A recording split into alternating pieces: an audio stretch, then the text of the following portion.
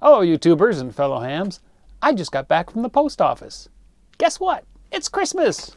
Looky, looky. Ooh-wee. Icom broke from their tradition of plain brown boxes. Look at this thing. It's all colorful. It's got graphics on it. There's the radio in a mountain setting. Oh, buddy. I'm dying to tear into this box, but I had to get the camera out first. Okay, I guess an unboxing is a traditional thing, so I'll get the camera up over the desk here and let's open the box and see what's inside. Here we go. Here's the box. Not a very big box, by the way. It's 27 centimeters or 10.5 inches wide. Did I read that right? 27? Yeah, 27 centimeters. Okay, well, I haven't done an unboxing before, I don't think. Have I? No, I don't think I've ever done an unboxing. So, what do we got? Well, let's see, the usual kind of stuff. Limited warranty registration. I will be sending that in. Manual Basico. Is that Italian? Notice the base. So we've got 3 copies of the manual. Basic manual. Oh, basic manual is what that meant. Okay, the basic manual, which is just basic operation stuff. It's still pretty thick. It's, that's the index. Where's the page numbers? 13 chapters. So yeah, that's available online, by the way. I have already downloaded it, and I've downloaded the advanced manual, which is also available online. All right, we have compartments, of course. Oh, look. Oh, a 1/8 inch, or I think 3.5 millimeter tip ring sleeve connector, which is used by the antenna tuner. Well, sorry for the interruption. My battery died in the camera. Now I know how long I can run it without charging it. Anyway, we got a power cable. Looks like it's got 2 inline fuse holders, 2 fuses, the jack for the connectors on the side, while the tuner connector, or I guess you could use it for the speaker jack, key, you know, what else? This is a little bracket that goes on the ground lug to allow you to connect the ring on your microphone cable for a strain relief, so you don't put strain on the actual microphone connectors, which I haven't seen anybody in a video using, but I will be using because I don't want to damage my microphone cable. What else do we have in here? We have, oh, that fell out. What's this?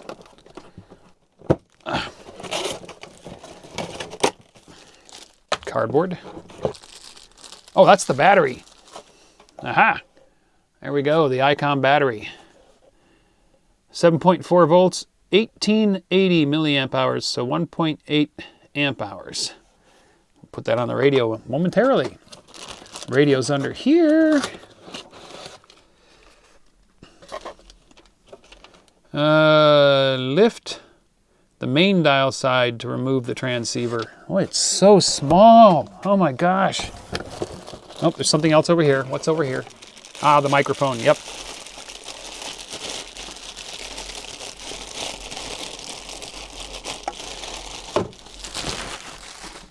Plastic, plastic, plastic. So yeah, there's the mic. You've seen it in other videos, I'm sure. Got programmable A and B buttons that can do different things. And then an up and down on the front instead of on the top, which is okay with me. And of course your belt clip. And I think if I remember right, this rotates. Yeah, it does. You can angle it sideways at a 45-degree angle or straight up and down, so that's cool. There's that ring. That's what you want to connect to that little bracket that goes to the ground lug on the radio for a strain relief. I will be using that because these are the connectors. Now they use regular old tip ring sleeve connectors, the 3.5 mil or 1/8 inch, and the smaller one, 1/16, and I can't think of what it would be, 1.25 mil. Anyway, I'll be using the strain relief because I take care of my stuff. I like it, and I want to keep it working. And here's the radio. Oh, it's a little bit heavier than I thought. It does not feel cheap. It does not feel cheap. Okay, I was curious about that. Nobody has said anything. I thought so, but it is a plastic case on the outside. I guess that makes sense. You know, this thing is so shaped and molded that it'd be hard to do in metal. But there's definitely a metal sub-chassis. I think a solid aluminum chassis, which you can kind of see through here in the battery compartment, which is probably the heat sink of the entire radio, is the metal aluminum chassis. And of course the mount on the bottom there. I've seen people using the tripod mount. I've got some ideas myself for a desk stand. We'll talk about that in a future video. And there's the front. Oh, here we go. You ready for this? I love this part. Listen close. Oh, that's exciting. Look at that. Oh man, it's so small. It's about the same size like this as the KX3. It's just deeper. One screw there, two there, two there, and one on the bottom to take the back case off. Not that I plan on taking it off, but if you have to, I might eventually. I'm curious what's inside. You know, I might do a whole video where we peek inside and look at the construction. And of course, connectors on the sides. And those little dust flaps that I talked about in my vlog video that I think are misleading some YouTubers into thinking this thing is waterproof, which it is not. Oh, that's interesting. We got one wing here with a slot through it, which I'm wondering what the utility of that is. I'll have to think about that one. The ground lug, antenna. This is the speaker mic. This is the micro SD card slot on this side. And over here we've got the key input, the micro USB connector, which you'd use for interfacing the radio, if you're wired interfacing it. And the keying jack for keying an amplifier, and ALC output for some amplifiers. And then a tuner output for controlling a tuner. I've already seen in another video that I can use just a stereo patch cord to plug this into my LDG Z11 Pro, and this will control the tuner. And then the DC power jack. So real simple connections. All right. Well, I'm going to play. I'm going to get this hooked up and start fiddling with it, and I'll be shooting some media throughout the day, I'm sure, as I discover things, make QSOs and so on. But there you go. That's the unboxing of the Icom 705. Okay, time to have some fun. All right, I know this has been done already on YouTube, but I wanted to do my own anyway, just to see it for myself. So the radio is currently only powered by the 12-volt source, no battery pack, and got my fluke meter here. And I can see that we've got 3 milliamps of draw on idle, or when it's off, which is just going to be the microcontroller that's watching the power button, waiting for you to tell it to turn on. So I presently have all the accessories or the advanced stuff turned off in the radio. The GPS, the wireless LAN, the Bluetooth are turned off. So this should be the ideal lowest current draw scenario. So let's power it up.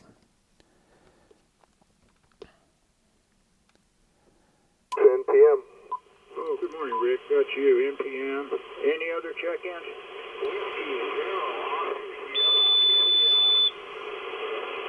Well, that's not bad, is it? 200 and... turn the volume down. 240, oops, sorry. 240 to 260 milliamps. That's not bad at all. And that's with the accessories off. Let's turn something on. Let's turn on Bluetooth. Oh, it is on. Okay, Bluetooth is on. Let's turn it off.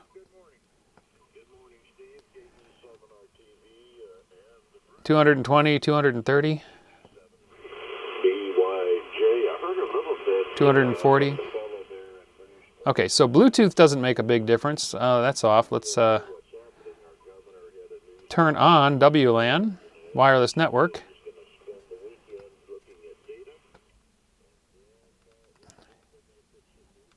And I think it's going to connect to my wireless network.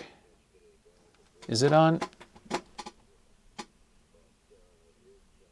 Nope, it wasn't on. But the wireless radio at least is on the radio. 240 milliamps, not bad. The GPS, that's going to be a big one. So let's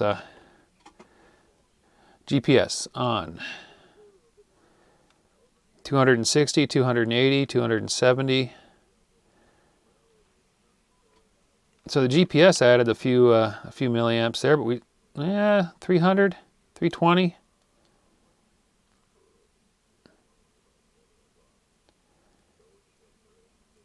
So yeah, still we're okay. It's settling down, and we're staying under 300 milliamps.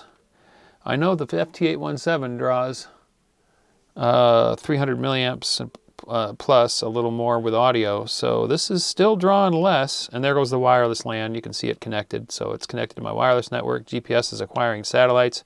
We're still under 300 milliamps. So that's pretty good. G6. Kilo Bravo Niner Romeo Lima Whiskey. Bravo 6 Romeo Lima Charlie. W0RSR. Wow, what a pile up on the net. I missed a few because collisions, but LTG checked in. Wrote down DWR, Delta Whiskey Radio. I don't recognize that call center. Stand by, please. I may have it wrong. I'm not sure. Radio Lima Charlie, CZI, Julia Bravo, Golf Bravo Whiskey, NGC, RLW, RLC, and RSR. Any other check-ins? Well, I'm going to have a few moments before it's my turn on the net. So I've been playing with the radio all week, and I absolutely love it. Holy cow, this thing is just ideal for me and my situation here in the RV. And as you saw when I transmitted, I got the little amplifier integrated when I need a little more power. There's so much I could say about this thing, I don't even know where to start. But this is just sort of an overview video. Essentially, it's a 7300 and a small package with the addition of D-Star, 2 meters, 440, portability, built-in battery, GPS, which uses with D-Star, but you can also use with a computer or use it as a GPS. Wi-Fi, connecting to Wi-Fi, it'll synchronize its clock with network time servers, which is kind of nice. And you could use that for remote control, I guess, with Icom's very expensive remote control software, which I don't have.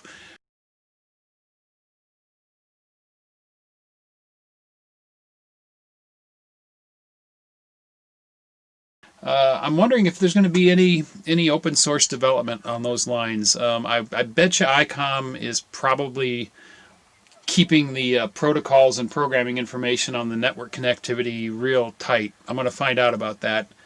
It has Bluetooth, which I have used the Bluetooth to connect it serial to my laptop and use rig control wirelessly to it. I can't get the audio working yet. I'm still looking into that, but I'll do that later on, figure that out later on. With the smaller front panel, it has a lot less buttons than the 7300, and a lot of those buttons are in the function menu now. So you just tap function, and like noise reduction is here.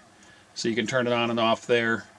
The preamp control is here, so it's just a quick tap of this function button, and then you go and tap what you need, and they've broken that into 2 sections. So that's where the extra buttons are. That's not an issue at all.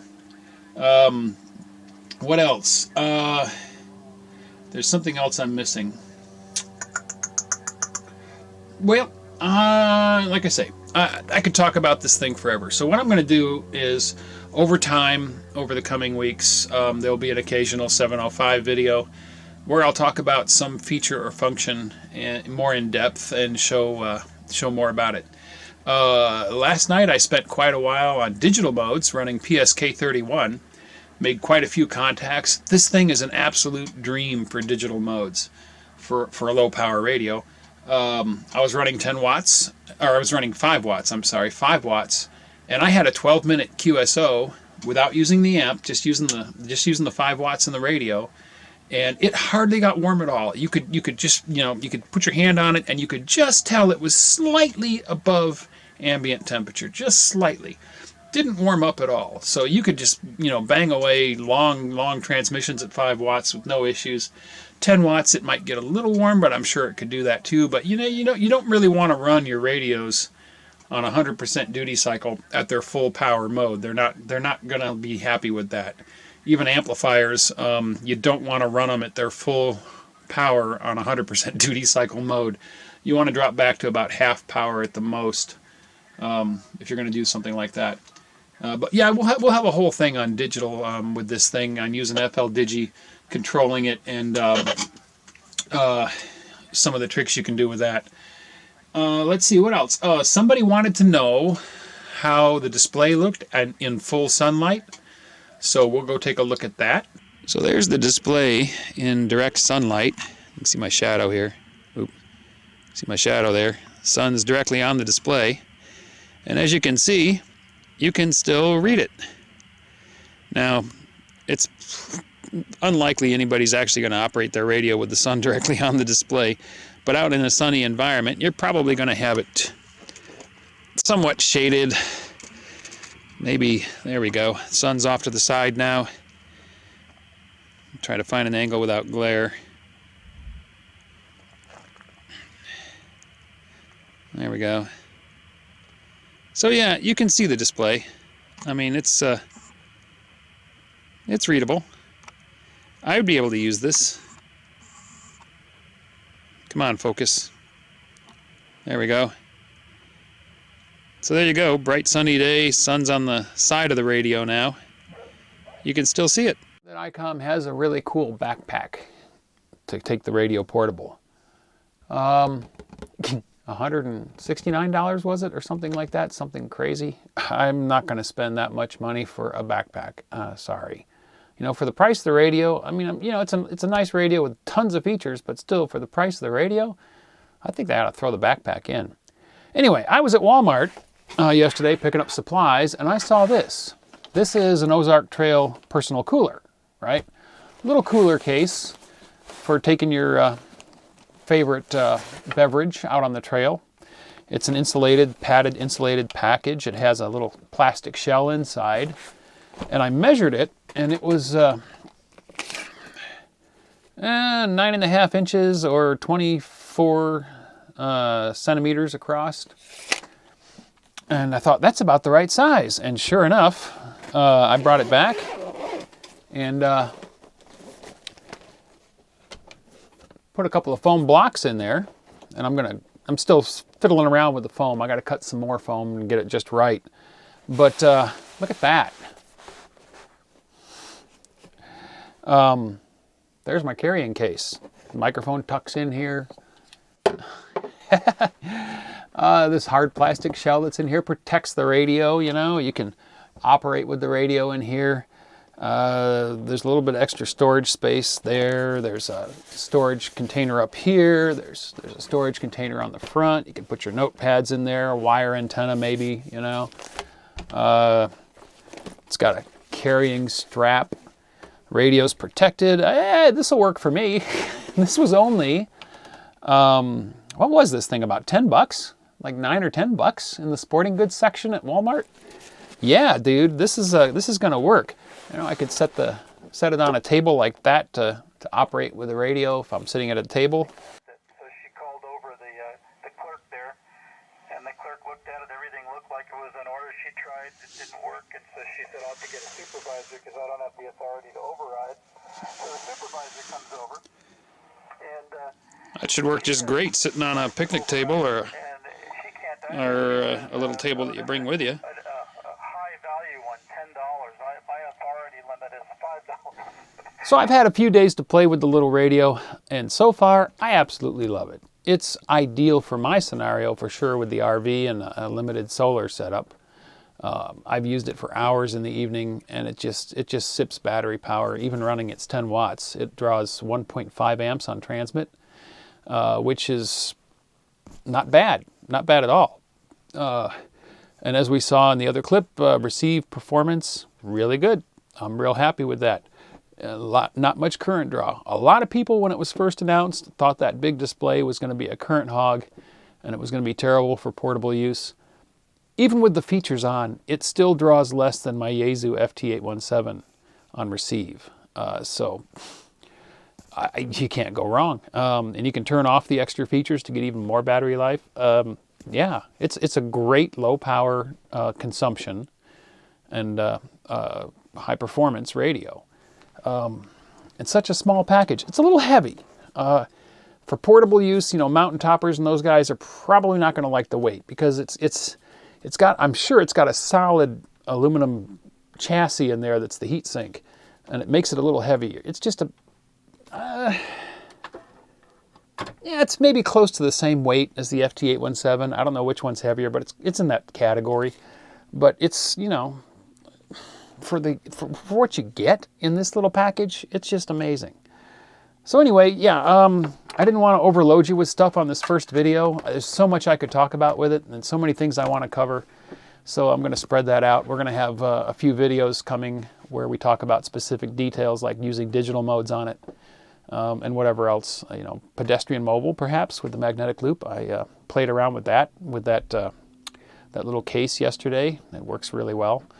And I'm going to take it out onto a hilltop with another one of the hams out here at some point and do some remote operation with it. And we'll have a video for that. And yeah, as I discover things and learn some tricks and things with it, I'll be doing some more videos on it as we go forward. So sorry if this one turned out a little bit long. Hope I answered some questions you might have had, and I'm sure if you have more in the comments, you know, we'll make some notes and maybe use those as subjects of future videos. So we'll see you in the next one, 73. Thanks for watching. If you enjoyed the video, don't forget to give it a thumbs up. Also, if you're not already a subscriber, click to subscribe. Join us on the Facebook channel for discussion about the videos, and if you'd like to help support this channel, please click to support me on my Patreon page.